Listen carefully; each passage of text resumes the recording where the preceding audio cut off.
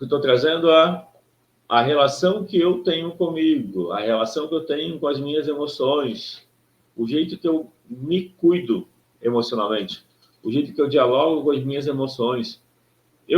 Tristeza, raiva e medo. A gente sempre vai voltar para tristeza, raiva e medo. Porque elas são emoções básicas e a gente foge delas.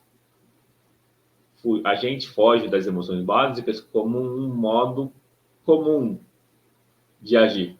Porque as emoções, tristeza, raiva e medo, elas são incômodas. É comum não querer sentir elas. Só que não querer sentir significa não querer cuidar. Então, fugir da tristeza significa não dar consideração para si. E quando eu não fujo da tristeza, eu vou buscar, eu posso idealizar aqui. Quando eu encontrar algo, aí eu cuido da tristeza, ou a situação vai cuidar da minha tristeza. A Eliane escreveu, sim, entendi. Depois ela escreveu primeiro, temos que nos considerar. Isso mesmo. E essa autoconsideração é uma autoconsideração de interesse pelo autocuidado, interesse pelas emoções, ficar do lado, entender que a tristeza, ela pede que você converse com você de forma empática, que você se dê apoio, que nos relacionamentos você cuide de si, não espere pelos outros, que na profissão você faça algo que tenha sentido para você. Aí a pergunta, então, olha que interessante, consideração pelo outro depende da consideração por si. Então, quando a gente olha para a consideração, a gente precisa olhar a consideração com os dois eixos. A consideração por si é a autenticidade. As últimas 10 aulas, ou pelo menos as últimas 9, porque a aula 1 foi introdutória, dos 5 pilares, mas da aula 2 até a aula 10, o foco foi a autenticidade. A autenticidade é a consideração por si. Então, a gente precisa da consideração por si, parece contraditório, né? Qual que é a contradição? Eu preciso focar em mim, cuidar de mim, para daí conseguir cuidar dos outros, ter consideração pelos outros de uma forma autêntica, empática, efetiva. Ou seja, é necessário que porque se eu não cuido de mim, eu vou levar essa falta de cuidado para as relações, e aí nas relações eu não vou me sentir cuidado. E se eu não me sinto cuidado nas relações, eu posso estar num grupo de pessoas legais, que se interessam por desenvolvimento pessoal, mas sei lá, eu não me sinto cuidado porque eu não cuido de mim, eu posso achar que as pessoas precisam atender isso, ou que elas não estão atendendo, e aí eu me saboto lá também. O que é eu me sabotar? Eu me afasto, eu tenho problemas, culpo os outros. Isso vale para os relacionamentos? No exemplo que eu dei, alguém não está no relacionamento e está sofrendo, ou não está no relacionamento. O foco seria trabalhar esse sofrimento. Mas é mais fácil pensar que quando tiver o relacionamento vai melhorar. Não é dentro. Eu não tenho que resolver nada dentro, é só o relacionamento que vai resolver. Aí você encontra o relacionamento e ele vira a fonte de problema. E aí vamos supor que você mude de relacionamento. E aí no próximo, de novo, mais problemas. E aí é possível passar muitos anos nessa busca. Essa busca pela pessoa ideal que só vem se vier de dentro.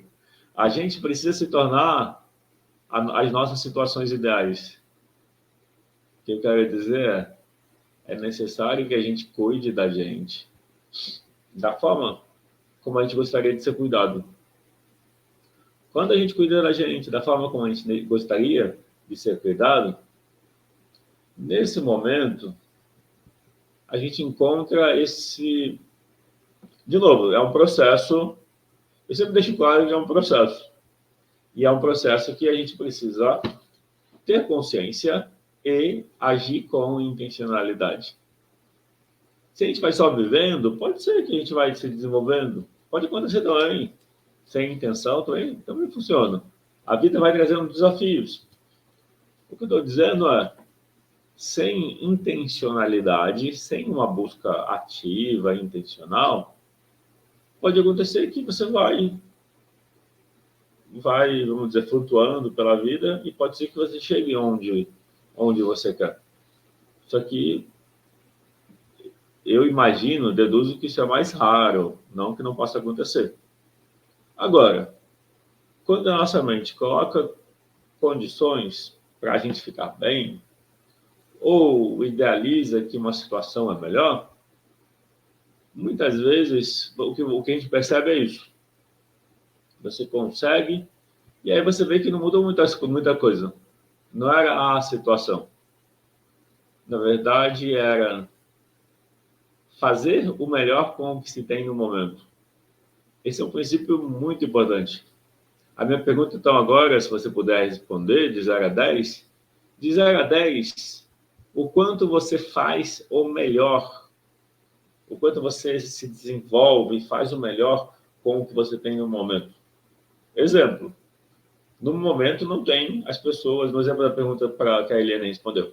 Então, no momento, ela não tem as pessoas, não tem como gostariam.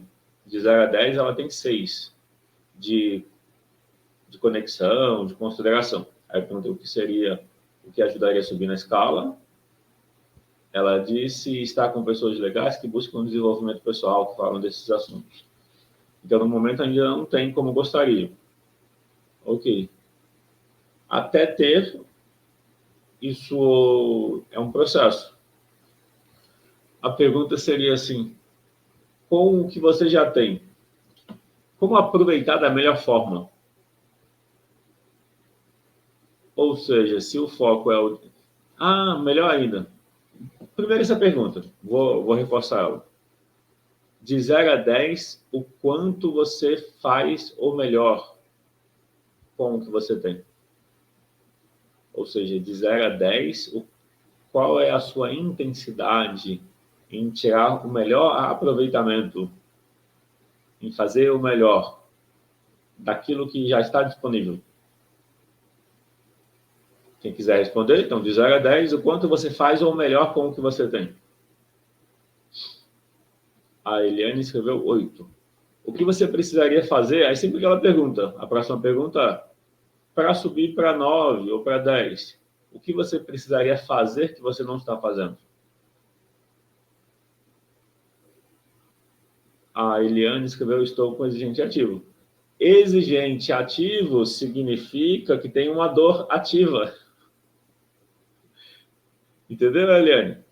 Exigente ativo significa que tem uma frustração ativa. E esse exigente ativo quer afastar pessoas. Entendeu? Esse exigente, ele disfarça o que ele gera dizendo que, então, tem várias dores. E esse exigente, ele disfarça, ele põe a historinha. Quando eu alcançar isso, lá vou resolver. Só que as nossas emoções, elas não se importam. O nosso eu emocional não se importa de estar com pessoas que falem de desenvolvimento pessoal. O nosso eu emocional não se importa com isso. O nosso eu racional, sim. Principalmente quando ele está doído, quando ele tem várias dores.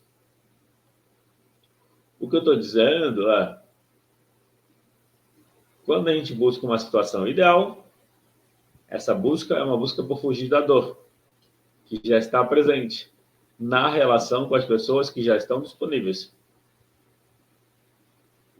Pode ser desconfortável, mas existe uma fonte de autoconhecimento, de autotrabalho, que vem de se relacionar com essas pessoas que não buscam desenvolvimento pessoal e que não são legais. O que eu quero dizer é, as pessoas que incomodam a gente do nosso convívio podem ser para a gente uma fonte de perceber o que trabalha na gente. Não é se forçar a se relacionar, não seria essa a ideia, mas seria, na medida que já estão presentes, ou seja, fazer o melhor com o que se tem. Na medida que as pessoas e as situações já estão presentes e elas incomodam em algum ponto, A necessidade de consideração, ela não fica escolhendo muito, não. O nosso exigente fica. É que o nosso exigente, ele se apoia no nosso controlador. Então, é exigente e controlador andam juntos para proteger a gente de uma dor. A Eliane escreveu, sim, tenho aprendido bastante. Então, é isso. Fazendo vamos dizer assim, uma visão geral e o fechamento da aula. Qual foi o assunto da aula de hoje? Foi a primeira aula do eixo, do eixo. Foi a primeira aula do segundo, foi a primeira aula do segundo pilar da autenticidade. Melhor, foi a primeira aula do segundo pilar, que é o pilar da consideração. O assunto geral são os 5 pilares da identidade. As 10 primeiras aulas, as aulas anteriores, foi sobre o pilar da autenticidade e hoje começou da consideração. No pilar da consideração, a gente olhou para a necessidade de conexão com o outro. Fez essa autoavaliação de 0 a 10. Onde você está na sua necessidade de consideração e conexão? Na medida que você está em um ponto de 0 a 10, o que te ajudaria a aumentar, a ser mais, a desenvolver? E, ao mesmo tempo, eu trouxe o olhar, a reflexão, de que muitas vezes você pode estar achando que precisa de uma condição, de uma situação, que, na verdade, é só uma estratégia para não lidar com o que está presente.